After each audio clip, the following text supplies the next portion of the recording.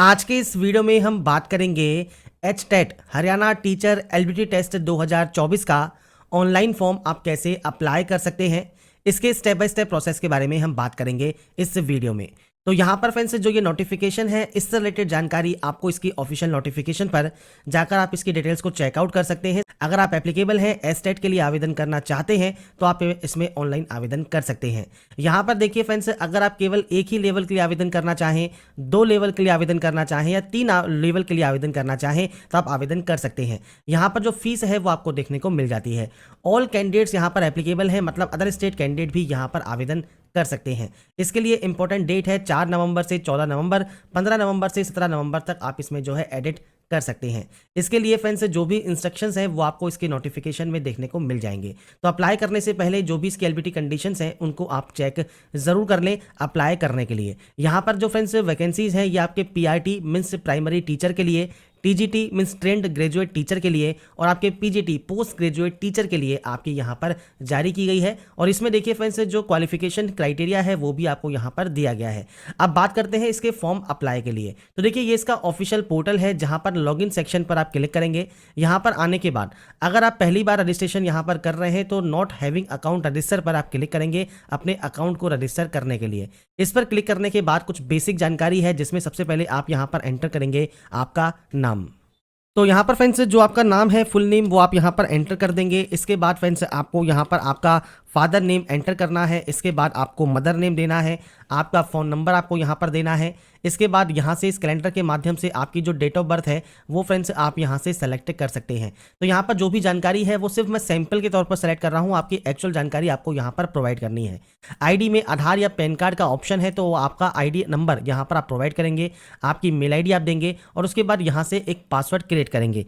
Password आप कैसा भी यहाँ पर क्रिएट कर सकते हैं, जो भी पासवर्ड आप यहाँ बनाए वो फ्रेंड्स यहाँ पर देखिए स्ट्रॉन्ग होना चाहिए और उसके बाद आप यहाँ से जो रजिस्ट्रेशन है कर लेंगे।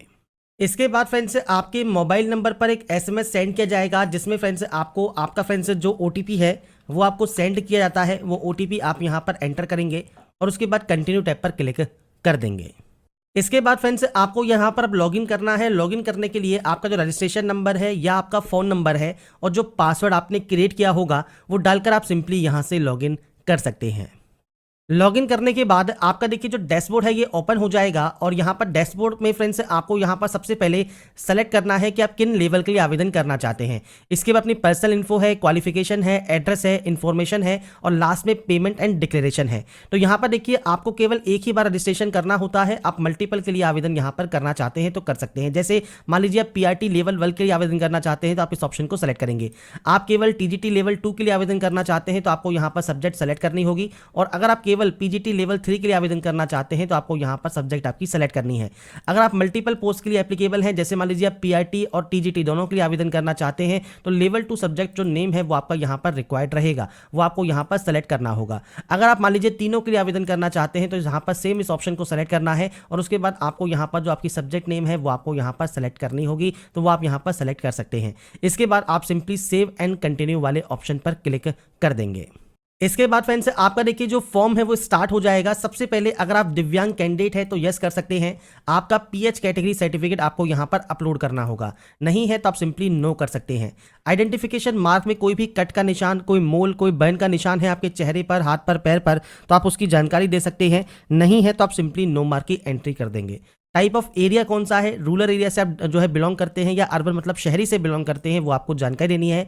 हरियाणा का डोमिसाइल अगर आपका नहीं है, अगर आप अदर स्टेट कैंडिडेट है तो आप यहाँ पर नो सेलेक्ट करेंगे। आपका जो भी होम स्टेट है और उसके बाद आपका जो डिस्ट्रिक्ट है वो आपको यहाँ पर अदर ही सेलेक्ट देखने को मिलेगा और एग्जाम सिटी प्रेफरेंस आप यहाँ से सेलेक्ट कर सकते हैं और इसके बाद फ्रेंड्स आप फर्दर जानकारी प्रोवाइड कर सकते हैं। अगर आपका डोमिसाइल हरियाणा है तो आप यहाँ पर यस करेंगे, होम स्टेट हरियाणा रहेगा, होम डिस्ट्रिक्ट आपको यहाँ से सेलेक्ट करना होगा और उसके बाद अपना एग्जाम सेंटर प्रेफरेंस आप यहाँ से चूज कर सकते हैं। तो ये फ्रेंड्स दोनों ही ऑप्शंस आपके यहाँ पर अवेलेबल हैं। अगर आप हरियाणा के कैंडिडेट हैं तो आप यस कीजिए, नहीं है तो सिंपली आप यहाँ पर नो कर सकते हैं और होम स्टेट सेलेक्ट करने के बाद फ्रेंड्स अपनी जानकारी को प्रोवाइड कर सकते हैं।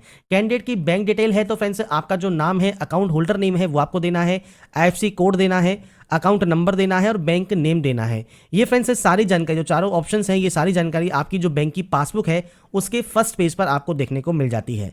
इसके अलावा नीचे आपको फोटोग्राफ अपलोड करना है, सिग्नेचर अपलोड करना है और लेफ्ट थंब इंप्रेशन आपको यहाँ पर अपलोड करना होगा। अब यहाँ पर देखिए साइज है 50 KB, 20 KB और 50 KB। तो इन्हीं साइज के अंतर्गत आपकी फोटोग्राफ, सिग्नेचर और लेफ्ट थंब इंप्रेशन आप यहाँ पर अपलोड करेंगे। तो आपको ये अपलोड करने के बाद ही आप सेव एंड कंटिन्यू कर सकते हैं, मतलब नेक्स्ट पेज पर जा सकते हैं।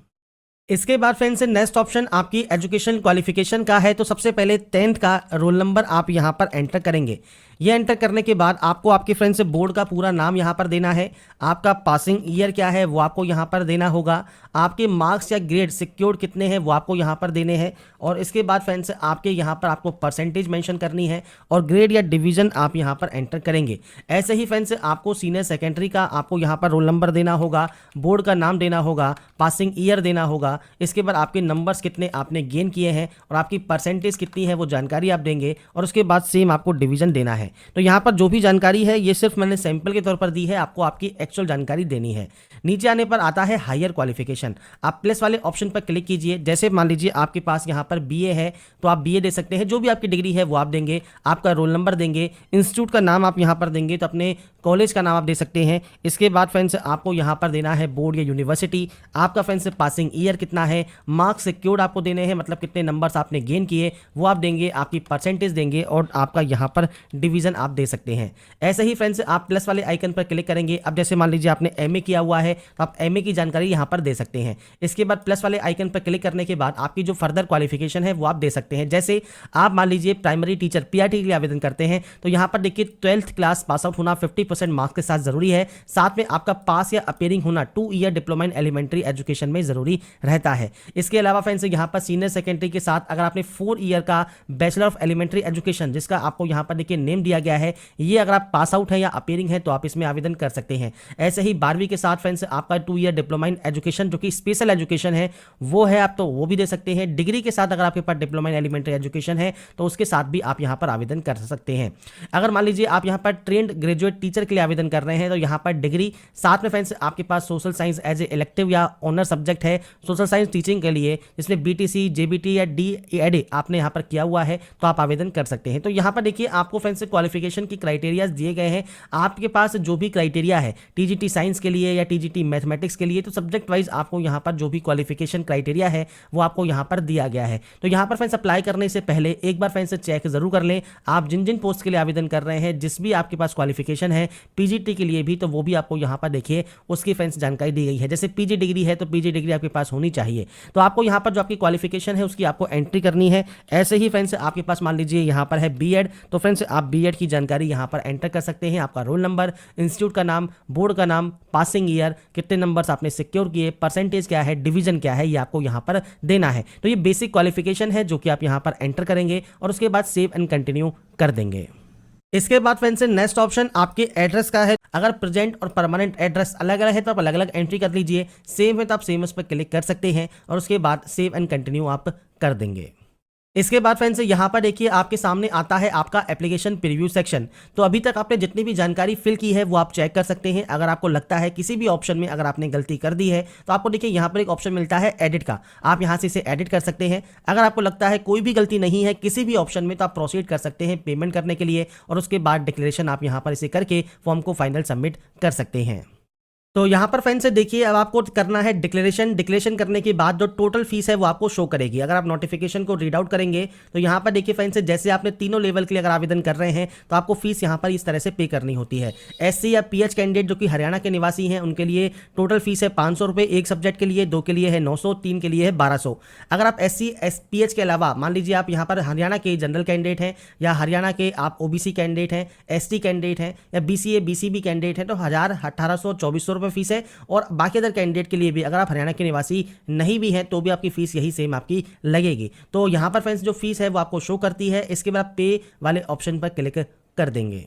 अब आपके सामने फ्रेंड्स यहाँ पर देखिए पेमेंट गेटवे आ जाता है। तो मल्टीपल ऑप्शंस हैं, चाहे तो आप एचडीएफसी कार्ड यूज़ कर सकते हैं या आप यूपीआई या क्यूआर कोड कार्ड का यूज़ कर सकते हैं, किसी भी बैंक का या नेट बैंकिंग आप यूज़ कर सकते हैं। यूपीआई से अगर आप पेमेंट करना चाहें तो आप अपने इस क्यूआर कोड को स्कैन करें और अपने पेमेंट को कंफर्म कर लें।